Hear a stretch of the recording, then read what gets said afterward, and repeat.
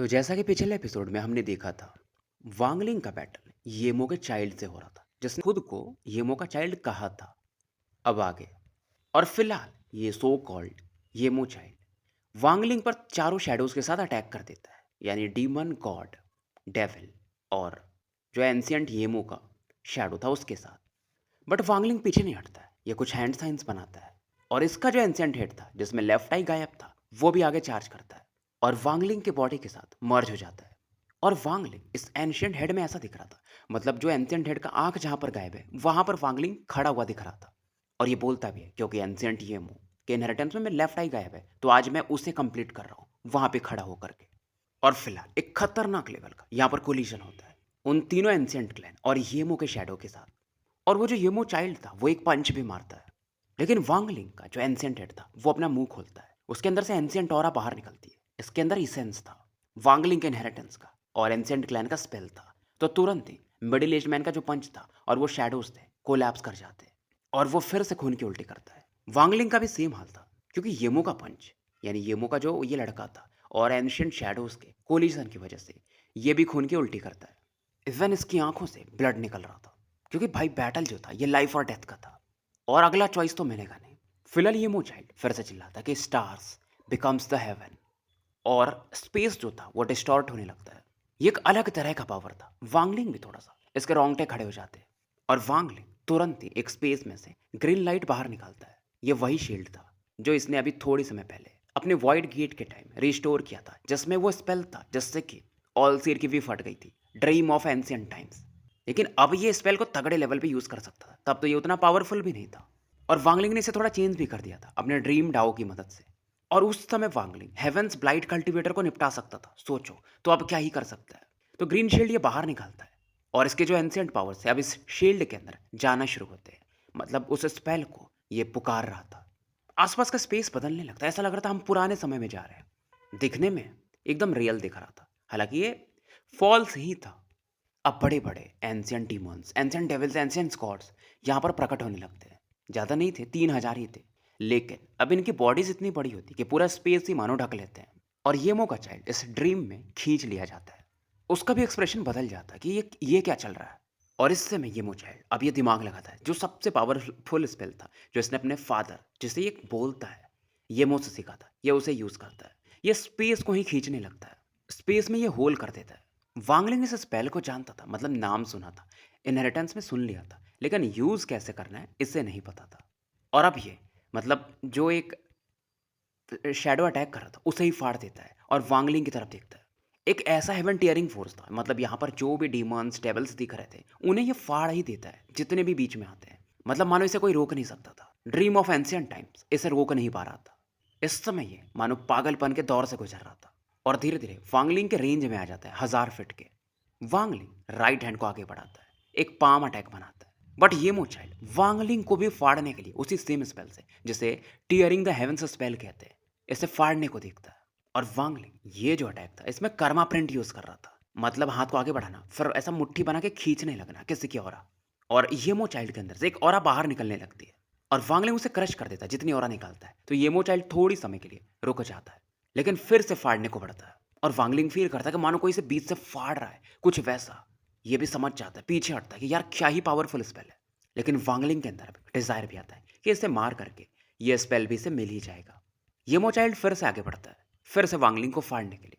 और वांगलिंग के आईब्रोज के बीच में ब्लड दिखने लगते हैं, इवन चेस्ट, नीचे वाले पेट के हिस्से में भी एक लाइन के हिसाब से, मतलब जैसे अगर कोई आपको बीच से काट दे वैसा ब्लड आने लगता है।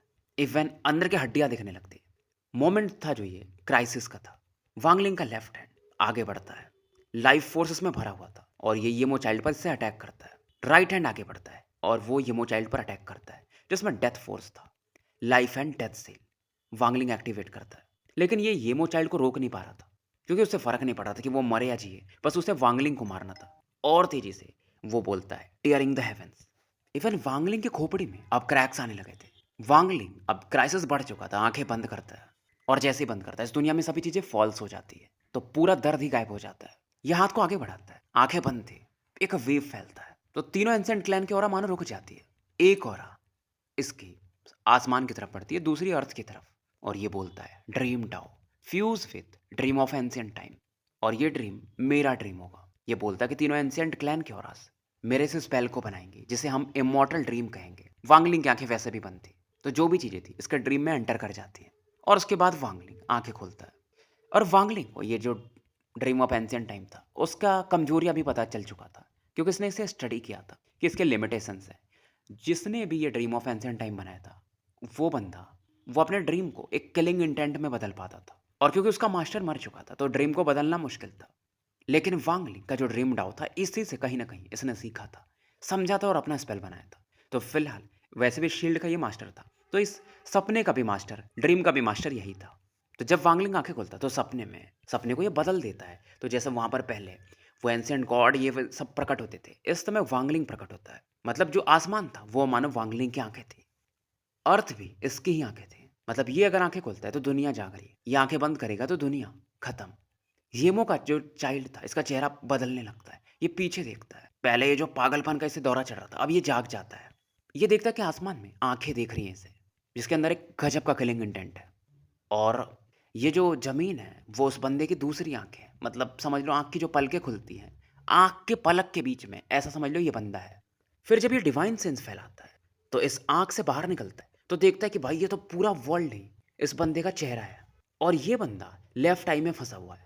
समझ लो मतलब आप ऐसा समझो कि वांगलिंग एक दुनिया है, और ये जो बंदा है ये मोचाइल ये वांगलिंग के लेफ्ट आई में फंसा हुआ है। तो लेफ्ट आई का जो नीचे वाला हिस्सा है वो वांगलिंग का अर्थ हो गया, और ऊपर वाला हिस्सा आसमान हो गया। और जब डिवाइन सेंस फैला रहा है तो भी वांगलिंग इसे दिखाई दे रहा है, मतलब खोपड़ी वगैरह। तो अब वांगलिंग की आंखों में ये फंसा हुआ था, तो वांगलिंग की आंखें बंद होने लगती है, तो इसकी और फटती है। ऐसा लग रहा था एक फोर्स इसे फाड़ देगा। और जब आसपास देखता तो कोई था भी नहीं। इसे समझ में नहीं आता कि यार ये किस प्रकार का स्पेल है। अब वांगलिंग की आंखें बंद हो रही थी तो दुनिया खत्म हो रही थी। तो ये भागने को देखता है, बट कहाँ भागेगा। ये चिल्लाता है कि ये सब फेक है, मैं विश्वास ही नहीं करता। और ये पंचेस मारना शुरू करता है। धीरे धीरे आंखें बंद हो रही थी तो स्पेस कम होते जाता है, और ये जो स्पेस कोलैप्स कर रहा था इसे सपोर्ट करने लगता है कि इसे बंद नहीं होने दूंगा।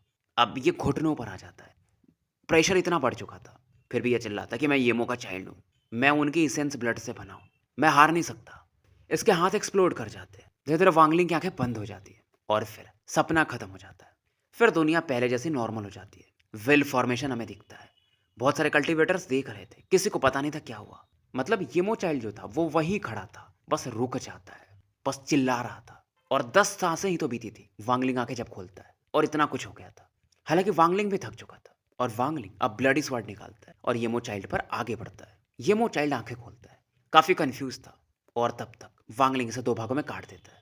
मरते समय भी वो कंफ्यूज ही था, और इसके अंदर जो वो 8 बूंदें थी वो पर्पल ब्लड की वांगलिंग के फोरहेड में एंटर कर जाती है। वांगलिंग इन्हें तुरंत एब्जॉर्ब नहीं करता है, ये व्हील फॉर्मेशन की तरफ बढ़ता है। और अंदर आने के बाद अब इंजरीज तो सप्रेस नहीं कर सकता था, तो खून की उल्टी करता है। जीजी फैंग के थोड़े दूर पे जाके बैठता है और हील करना शुरू करता है। और जो ड्रीम ऑफ एंशिएंट टाइम में हुआ था सब रियल था। येमो चाइल्ड ने भी इसे लगभग कहीं ना कहीं फाड़ ही दिया था। अब जब इसे आउटर रियल वाले देखते कि ये हील कर रहा है तो वो समझ जाते कि यार वो इंजर्ड है, अभी मारा जा सकता है। और अब तो फॉर्मेशन भी वर्क नहीं करेगा, क्योंकि फॉर्मेशन का तो ओनर यही है उतना अच्छे से। तो सही मौका है।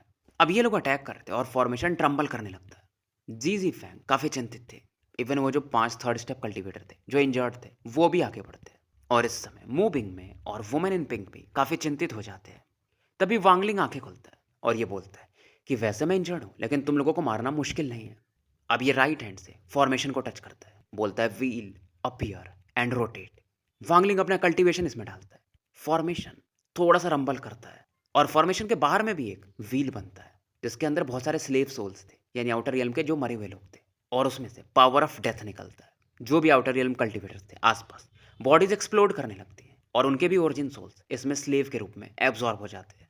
व्हील बस 3 बार घूमता है, और बहुत सारे लोग मारे जा चुके थे, और जो बचे हुए थे अब वो भागना शुरू करते हैं। और वांगलिंग खड़ा होता है, सेलेस्टियल ब्लड जो इसके आईब्रोज में था उसे निकालता है, और लिगवांग धनुष को प्रकट करता है। पूरा मतलब रस्सी को पूरा पीछे तक खींचता है, और बोलता है 1 कदम और लो और खत्म कर दूंगा। ये किसे बोलता है, क्योंकि वॉइड में कोई प्रकट हो रहा था, कोई और नहीं, सॉवरिन था। सॉवरिन वांगलिंग को घूरता है, थोड़ी देर सोचता है, फिर निकल जाता है। वांगलिंग में धनुष को रख लेता है, और इसकी इंजरीज और वर्स हो चुकी थी। ये फिर से बैठ जाता है। समय मानो नदी के समान बह रहा था। पलक झपकते 9 महीने निकल जाते, और अब तो कोई आउटर रिम का कल्टीवेटर आता भी नहीं है। जी फैंग लगातार वाइन गर्म करते रहती है। बट वांगलिंग पीता नहीं और 1 साल निकल चुका था। ज़िज़िफेंग वांगलिंग की तरफ देखती है, एक कॉम्प्लिकेटेड एक्सप्रेशन के साथ, फिर निकल जाती है। अब जो दूसरी बंदी आती है वांगलिंग के पास बैठने, वो थी वुमन इन पिंक। और इसके बाद भी 5 महीने और निकल जाते हैं। वुमन इन पिंक बैठी हुई थी। वांगलिंग फाइनली आँखें खोलता है और जब थोड़ा मुँह खोलता है तो उसमें से वो जो ब्लैक गैसेस रहती हैं इंजरीज़ की वजह से जो भी हुई होंगी, वो बाहर निकल जाती है। अब इसकी आँखें चमक रही थी। हालाँकि अभी भी थोड़ी थकान था। बस वो जो टियरिंग द हेवंस स्पेल था ना भाई, बहुत खतरनाक था, उसी की वजह से। फिलहाल वुमन इन पिंक बोलती है, जो कि दिखने में बहुत सुंदर थी, कि तो फाइनली तुम जाग चुके हो। और वांगलिंग की तरफ देखकर ये स्माइल करती है। अब वांगलिंग पूछता है, वो चली गई? मतलब ये जीजी फैंग के बारे में पूछता है, क्योंकि दूर में बस मू बिंग में को देखता है। अब ये बताती है कि हाँ, सिस्टर जीजी चली गई, क्योंकि तुम्हें हीलिंग में 1 साल से ज़्यादा लग गया। पर उसने जाते हुए मेरे से एक मैसेज आपको पास करने के लिए बोला था, कि वो जब प्लेनेट किंगलिंग गई थी, तो आपने जो बोला था कि आपका एक डिसाइपल है ज़ाई किंग, वो उन्हें नहीं मिला। वांगलिंग बोलता है, ठीक है। अब कहने को तो कुछ था नहीं, तो दोनों शांत हो जाते हैं। फाइनली वुमेन इन पिंक एक कॉम्प्लिकेटेड एक्सप्रेशन के साथ धीरे से कहती है कि हमें मिले हुए और बिछड़े हुए बहुत साल हो गए, हम फिर से मिले, क्या तुम मुझे जानते हो? वांगलिंग इसकी तरफ देखता नहीं है, वो इनर रियलम की तरफ देखता है और बोलता है, रेड बटरफ्लाई। तो ये बोलती है, मतलब तुम्हें पहले से पता है? अब ये बताता है कि हाँ, मुझे जाओ वुटाई ने बताया था कि उसे एक फॉर्मेशन मिला था जोयू कंट्री में, जिस पे तुम्हारे बाल का एक हिस्सा था। शायद तुमने वो जो कैलामिटी थी, उससे तुम बच गई थी उस फॉर्मेशन के थ्रू। और वांगलिंग को वो फॉर्मेशन भी याद आता है। बट ये सोचता है कि वो जो प्राउड वुमेन थी पास्ट में, ये काफ़ी बदल चुकी है, बहुत मैच्योर हो चुकी है। लेकिन हालांकि अभी भी वो प्राइड है इस लड़की के अंदर, बट अब ये उतना दिखाती नहीं। रेड बटरफ्लाई स्माइल करती है और बोलती है, क्या तुम्हें अभी भी याद है जो रेन सेलेस्टियल रियल में हुआ था, जब हमारा पहला बैटल हुआ था? और ये बताती है कि उस समय मैं तुम्हें हिट करती थी क्योंकि तुमने मेरा एक हाथ ही काट दिया था। वांगलिंग भी स्माइल करता है और थोड़ा सा अपने नाक को सहलाता है, बोलता कुछ नहीं है। फिर बटरफ्लाई बोलती है, और कि मतलब मुझे लगा नहीं था कि 2000 सालों के बाद हम ऐसे बात करेंगे। और वो ये अपने मतलब मुंह ढक के स्माइल कर रही थी। वांगलिंग में बोलता है, यार मैं करता क्या? हंसते हुए बोलता है, तुम भी मुझे मारना चाहती थी। मैं तो तुम्हारे मतलब मैं तो तुम्हें अवॉइड कर रहा था, लेकिन तुम पीछे पड़ गई थी। फिलहाल बटरफ्लाई बोलती है कि सिस्टर जीजी तो चली गई, लिटिल सिस्टर, बट उस उन्होंने तुम्हारे लिए वाइन छोड़ के गई है। वांगलिंग वाइन लेता है और पीता है। फिर बटरफ्लाई हंसती है, और तुम यहीं तक नहीं, तुमने मेरे सोल लैशर को भी चुरा लिया प्लेनेट सुजाकू पर, हमारे बैटल के दौरान। वांगलिंग हंस रहा था कि तुम्हें अभी भी वो चीज़ें याद है। और ये बोलती थी कि अगर मैं सीरियसली इंजर्ड नहीं होती उस समय, तो मुझे वो जो गान फेंक था, जो मतलब इसे अपना पपेट बना लिया था, लियूमे का भाई की तरह था जो, तो वो मुझे कंट्रोल थोड़ी कर पाता। फिर ये बोलती है, लेकिन थैंक्स तुमको कि तुमने सुजाकू टॉम से मुझे फ्री किया था। वांगलिंग भी बोलता है कि हमारे बीच में कोई हेट्रेड है नहीं, और फिर तुमने बोला भी था कि तुम ज़ोयू जाओ जहाँ पर तुम्हें ब्लू रोज़ मिलेगा, मुझे वो मिला भी था। और वांगलिंग अगर सोचता भी है, तो लिमोआन और ल्यूमे के अलावा अगर कोई इसने किसी ने इसे वो इंप्रेशन दिया था डीपेस्ट वाला, तो वो रेड बटरफ्लाई थी। भाई कोई 100 सालों में सोल फॉर्मेशन पे पहुंच जाए तो आप सोच सकते हो कि वो कितनी टैलेंटेड है। बटरफ्लाई भी बोलती है, लेकिन मुझे भी कभी नहीं लगा था कि तुम इतना जल्दी इस लेवल तक पहुंच जाओगे। 3 दिन और निकल जाते हैं और दोनों बातें करते रहते हैं, मतलब बटरफ्लाई पुराने दिनों को याद करती है। फिर ये बताती है कि जब ऑल हेवन और अलायंस का बैटल चल रहा था, तो वहां पे भी मैं तुमसे मिली थी, बट तुमने मुझे पहचाना नहीं था। यानी आप समझ सकते हो, जब वांगलिंग का बैटल मून गेजर वगैरह से हो रहा था, अलायंस और ऑल हेवन का बैटल, तो एक लेडी थी जो लीड कर रही थी, अगर आपको याद हो तो। धीरे धीरे इनका कन्वर्सेशन थोड़ा शांत हो जाता है और वांगलिंग हील करने में लग जाता है। हालांकि बटरफ्लाई थोड़ी कंफ्यूज थी। 1 महीने, 2 महीने, 9 महीने, दूसरे साल के भी निकल चुके थे। और एक दिन एक ब्लू लाइट फॉर्मेशन के बाहर चमकता है, जो पूरे स्टार सिस्टम को ढक चुका था। मतलब पूरा स्टार सिस्टम ही ब्लू लाइट से भर जाता है, और उसमें एक अलग सैडनेस था। वांगलिंग आंखें खोलता है, उस लाइट की तरफ देखता है जहाँ पर से 2 फिगर दिखाई देते हैं, एक मैन और एक वुमेन, पिताजी और बेटी, डाउमास्टर ब्लू ड्रीम और लेकियान में। लंबे समय तक सोचने के बाद फाइनली डाउमास्टर ब्लू ड्रीम आए थे अपनी बेटी को, और खुद को रोक नहीं पाए थे।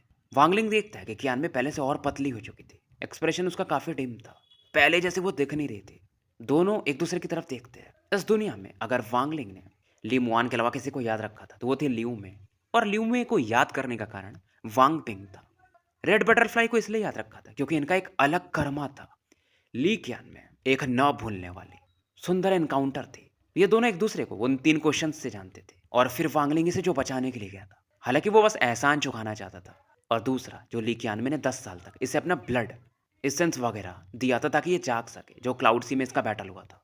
लेकिन जब ये दोबारा जागी थी, जब डाओ मास्टर ब्लू ड्रीम ने इसे जगाया था, तो इसने एक क्वेश्चन पूछा था कि तुम कौन हो, वांगलिंग से।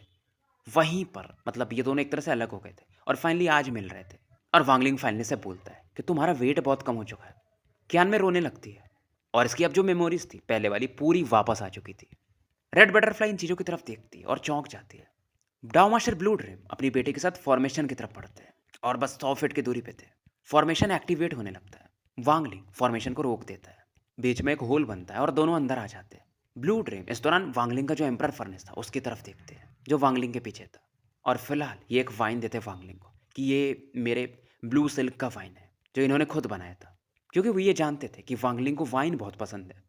वांगलिंग स्माइल करता है और इस चीज़ को एक्सेप्ट कर लेता है। इवन डाउ मास्टर भी बैठ के पीते हैं और फाइनली बोलते हैं कि मैं मेरा लाइफ में बहुत रेयरली गलत हुआ हूँ। खास करके तुम्हारे लिए तो मैं गलत ही हुआ। मतलब जब भी मैं तुम्हें अंडर एस्टिमेट करता हूँ तुम उससे भी अलग लेवल पे जाते हो। क्योंकि मुझे ये लगता था कि यार अगर जब तक तुम इनर रियल्म के साथ अपना कनेक्शन नहीं तोड़ोगे तुम मेरे दामाद नहीं बन सकते, क्योंकि इनर रियल्म में रह के तुम इस लेवल पे पहुंच जाओगे, मुझे लगा नहीं था। एक काम करो, मेरे दामाद बन जाओ, फिफ्थ कॉन्कुबाइन को वापस कर दो और मैं ब्लू सिल्क क्लैन को इनर रियल में लेकर चलाऊंगा और तुम्हारे लिए आगे का रास्ता प्रशस्त कर दूंगा, मतलब ईजी कर दूंगा। कियान में भी हैरान थी, मतलब इसके फादर कभी ऐसा झुकते नहीं बट आज झुक रहे थे अपनी बेटी के लिए, क्योंकि भाई इन्हें कौन नहीं जानता है, अलग ही टैलेंटेड आदमी। इवन सॉवरिन भी एक बार को इनसे पंगा लेने में सोचता है और ये बोलते हैं कि वांगलिंग मैं तुम्हारे रिप्लाई का वेट करूंगा। ब्लू ड्रीम भी रश में नहीं थे तो आराम से दूर पे जाके बैठ जाते हैं, वांगलिंग के रिप्लाई का वेट करते। लेकिन में शांत थे और वो भी बैठ जाती और वांगलिंग के थोड़ा करीब बैठते, क्योंकि इसे ये भी अभी लग रहा था कहीं इसके फादर वांगलिंग पे अटैक ना कर दे। तो डाउ मास्टर ब्लू ड्रीम भी समझ रहे थे कि यार मेरी बेटी, इसको मतलब मुझ पे ही भरोसा नहीं है। समय बीत रहा था, 3 और महीने निकल जाते। अब दूसरे साल का आखिरी दिन था। रेड बटरफ्लाई खड़ी होती है, वांगलिंग की तरफ देखती है। वांगलिंग नोटिस करता है कि ये जा रही है और ये बोलता है जा रही हो। बटरफ्लाई स्माइल करती है कि हाँ मैं तुम्हारे 1 साल ले चुकी हूँ, बिग सिस्टर मुंह वेट कर रही है। वांगलिंग भी कहता है कि ध्यान रखना। बटरफ्लाई स्माइल करती है और जाने ही वाली थी पर अचानक से पलटती है। इसके आंखों में कोई वो हिचक नहीं था और ये बोलती है कि मेरे टीचर ने बोला था कि वो अपने शुरुआती दौर में एक ग्रैंड स्कॉलर वांग से मिली थी, नहीं तो उनके बिना मैं बसती नहीं। उन्होंने एक फॉर्मेशन छोड़ा था मेरे टीचर के पास और उन्होंने ही मेरा नाम रेड बटरफ्लाई रखा था। वांगलिंग जब ये सुनता है तो इसकी आंखों में एक चमक आता है और बॉडी इसकी टेंस हो जाती है। इसे विश्वास नहीं हो रहा था, आप भी नहीं करोगे, मतलब क्योंकि भाई वो वांगलिंग को भी लगता था कि ड्रीम वर्ल्ड था, लेकिन भाई कुछ और था। ये बोलता क्या कह रही हो तुम, मतलब बटरफ्लाई को विश्वास नहीं होता है। वांगलिंग का एक्सप्रेशन बदल चुका था। ये फिर से वही शब्द रिपीट करती है। वांगलिंग थोड़े समय तक बोलता नहीं है। इसका दिल में एक अलग ही भावनाओं, एक अलग ही हिलोरे मार रहे थे, क्योंकि इसे लगता है यार मैं तो डिसेप्शन डाउ यूज करके एक ड्रीम बनाया था, वो फेक होना चाहिए था, बस कर्मा साइकिल को पूरा कर दे, लेकिन वो रियल था। मतलब वांगलिंग विश्वास नहीं कर पा रहा था कि रियल क्या है और फॉल्स क्या है। इससे लगता था कि ये ट्रू और फॉल्स को मास्टर कर चुका है, लेकिन फिर से कंफ्यूज होता है कि सत्य क्या है और असत्य क्या है। ऐसा कैसे हो सकता है, ये क्या सच में ट्रू और फॉल्स को कॉम्प्रिहेंड कर चुका है। बटरफ्लाई फिर से जाने लगती है, फिर से रुकती है, एक और क्वेश्चन पूछती है कि किंग शुई जो तुम्हारे सीनियर ब्रदर है, क्या तुम उन्हें जानते हो। फिलहाल वांगलिंग खुद को शांत करता है उस शॉक्ड से जो शॉक इसे लगा था और बटरफ्लाई से पूछता है तुम्हें जानना क्या है। बटरफ्लाई पूछती क्या उनका कोई फैमिली है। वांगलिंग को भी वो पुराने समय याद आते हैं, क्योंकि इसने देखा था किंग शुई कैसे अभी ऑल हेवन में जो बैटल हो रहा था बटरफ्लाई को प्रोटेक्ट कर रहे थे। ये बताता है कि उनकी लाइफ बहुत बुरी रही है, कि उनकी वाइफ मर गई थी, उनकी एक बेटी थी जो कि रिइंकार्नेशन साइकिल में चली गई, शायद वो अपने पास्ट को भी भूल चुकी है। उनकी मतलब अगर कोई भी फैमिली है तो वो उनकी बेटी है, अगर वो उन्हें ढूंढ पाए तो। बटरफ्लाई अब सोचने लगती है, अभी भी कंफ्यूज थी। तभी वांगलिंग देखता है बटरफ्लाई की तरफ और एकदम ध्यान से बोलता है कि उनकी बेटी के लेफ्ट शोल्डर पर एक रेड बर्थ मार्क है, चाहे कितने भी वो जन्म ले ले वो गायब नहीं होने वाला। बटरफ्लाई के कदम पीछे हट जाते, चेहरा बदल जाता है, फिर ये बोलती है थैंक्स। तो आप समझ ही सकते हो, और काफ़ी तेजी से ऑल हेवन की तरफ बढ़ जाती है किंग शुई से मिलने के लिए। तो भाई बटरफ्लाई किंग शुई की बेटी है। तो दूसरे साल का आखिरी दिन आ चुका था, आखिरी समय भी चल रहा था। मूविंग में वांगलिंग के करीब आके बैठ जाती, कुछ कहती नहीं है, बस बैठे रहती है। ली क्यानमे की तरफ भी देखती है, दोनों आंखों में बात कर लेते हैं क्योंकि एक बार मिल चुके हैं क्लाउड सी में। अभी तक वांगलिंग ने डाउ मास्टर ब्लू ड्रीम को आंसर नहीं दिया था, वो सोच रहा था। तीसरे साल का भी 6 महीना निकल जाता है। वांगलिंग फिर से आंखें खोलता है, डाउ मास्टर ब्लू ड्रीम की तरफ देखता है और बोलता है कि मेरी एक वाइफ है। ये पहला वाक्य था जो वांगलिंग ने ब्लू ड्रीम को कहा था। ली क्यान में मुंडी झुका चुकी थी, वांगलिंग उसका एक्सप्रेशन देखता भी नहीं। ब्लू ड्रीम स्माइल करते, अपनी बेटी की तरफ देखते और कहते तुम्हारी दूसरी पत्नी भी तो हो सकती है, तुम सोच सकते हो, मैं कोई जल्दी में नहीं हूँ। और ब्लू ड्रीम बोलते हैं मुझे पता है कि तुम्हारे पास उतना स्ट्रेंथ नहीं है कि तुम 7 कलर या ओल्ड घोस्ट जान से बैटल कर पाओ।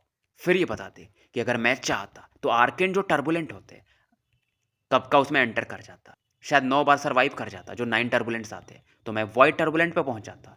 बस मैं कॉन्फिडेंट नहीं था। अगर 7 कलर डाविस्ट पावरफुल है, ओल्ड घोस्ट जान पावरफुल है, लेकिन मेरी मदद से हम फिर भी जीत सकते हैं। ब्लू ड्रीम अलग कॉन्फिडेंट आदमी थे भाई, मैं तुमको बोल चुका हूं, इनका टैलेंट अलग था। बस प्रॉब्लम एक ही था, इनकी बीवी की वजह से ये बाद में कल्टीवेशन पे उतना फोकस ही नहीं करते। वांगलिंग अब इनकी तरफ देखता कि मतलब आपको सब पता है, इवन ये थर्ड वन का भी नाम लेते हैं। ओल्गोजान बताते कि हाँ, मैं वो दूसरा बंदा हूँ जो इस केव वर्ल्ड में पैदा होकर के सभी चीज़ों के बारे में जानता हूँ। मैं भी जब ये समझा था तो मुझे विश्वास नहीं हो रहा था, बट जिसने मुझे बताया था पूरी तरीके से वो मेरी वाइफ थी, फिफ्थ कॉन्कुबाइन के अंदर। मतलब जो ओरिजिनल बॉडी है इनके वाइफ की है और उसके अंदर फिफ्थ कॉन्कुबाइन का सोल भी है। तो ये बताते हैं कि जब 8 कॉन्कुबाइन्स इस वर्ल्ड में आई थी तो जो 5वीं कॉन्कुबाइन थी उसकी बॉडी लॉस्ट हो गई, मतलब ब्रोक हो गई, जो भी समझो। तो उसका जो सोल था मेरी वाइफ के बॉडी और सोल के साथ मर्ज हो गया, या सीधा बोलो तो फिफ्थ कॉन्कुबाइन ने पोजेस कर लिया। लेकिन उसने मेरे वाइफ के सोल को डिस्ट्रॉय नहीं किया ताकि वो मेरे से अपने काम करवा पाए। बट ये वाइफ की वजह से जो भी फिफ्थ कॉन्कुबाइन बोलती है उन्हें वो काम करना पड़ता है, नहीं तो ये कब का फिफ्थ कॉन्कुबाइन को मार देते हैं, क्योंकि प्यार इतना गहरा था इनका अपनी वाइफ के साथ, नहीं तो ये मार चुके होते। फिर ये बताते हैं कि 2 साल पहले सॉवरिन आया था कि वो फिफ्थ कॉन्कुबाइन के सोल को मेरी वाइफ की बॉडी से निकाल देगा, लेकिन वो सब गलत है। उसको भी नहीं पता होगा मेरी वाइफ का सोल फिफ्थ कॉन्कुबाइन के सोल के साथ फ्यूज हो चुका है, तो दोनों को अलग किया ही नहीं जा सकता। एक मरेगी तो दूसरी मरेगी। एक काम तुमने अच्छा किया कि उसे सील कर दिया है, तो मेरा बर्डन कम हो गया क्योंकि मैं खुद नहीं कर पाता। फिर ये बताते हैं कि यार बैटल करके मतलब भी नहीं है, सभी हम लोग केव वर्ल्ड के ही हैं, इनर और आउटर रियल में एक ही है। इस दौरान वांगलिंग एक रिजेंटमेंट और फील करता है, वो भी 3-3 खतरनाक किलिंग इंटेंट वाले, जिन्हें यह जानता था। डाउ मास्टर माइवियन, डेविल मास्टर 9 हेवन और पॉइजन मास्टर, जिन्हें हम ग्रेट डेजोलेशन भी कहते हैं क्योंकि उन्हें कोई एंशियंट टॉम से आजाद करवा चुका था। और इनका जो नफरत था वांगलिंग के लिए तूफान लेवल पे था। 2.5 साल बीत चुके थे, अभी भी 6 महीने बाकी था जो इसका वांगलिंग का वो जो 4 ग्रेट जनरल के साथ एग्रीमेंट हुआ था। और फिर ब्लू ड्रीम बोलते हैं कि मुझे पता है तुम अभी भी चौकन्ने हो, इवन मेरी बेटी भी मेरा विश्वास नहीं करती। और ये बोलते हैं विश्वास दिलाने के लिए ये बाहर निकलते हैं आउटर रियल में, और तुरंत ही जो 3 लोग प्रकट होते हैं, मायून, 9 हेवंस और पॉइजन मास्टर, तीनों को बोलते हैं कि निकलो यहाँ से। उन्हें भी विश्वास नहीं होता कि ब्लू ड्रीम तुम ये क्या कर रहे हो। ब्लू ड्रीम बोलते हैं कि 3 सांस, नहीं तो फिर मार दूंगा। और अब ये अपने पावर लेवल जो कि आर्केन वॉइड के पीक पर था उसे रिलीज करते हैं। डाउ मास्टर मायून का एक्सप्रेशन बदल जाता है, इवन 9 हेवन का भी सेम हाल था, पॉइजन मास्टर का भी। इन्हें पता था भाई जो 5 एंशियंट मास्टर्स है उसमें सबसे पावरफुल यही बंदा है। सॉवरिन के पास भी पावर है, लेकिन ब्लू ड्रीम फुल पावर पे अलग लेवल पे है। अगर ये चाहता तो शायद सॉवरिन भी आज इसका मैच नहीं होता। तीनों को बेहतर तरीके से पता था, वो तो वाइफ की वजह से इनका डाव हार्ट कमजोर पड़ गया, नहीं तो ये किस लेवल पे होते अंदाजा नहीं था। शायद ओल्ड गोज जान और 7 कलर डाविस्ट के लेवल पे। तो स्टोरी यही समाप्त करते हैं और मिलते हैं फिर कल एक नए वीडियो के साथ।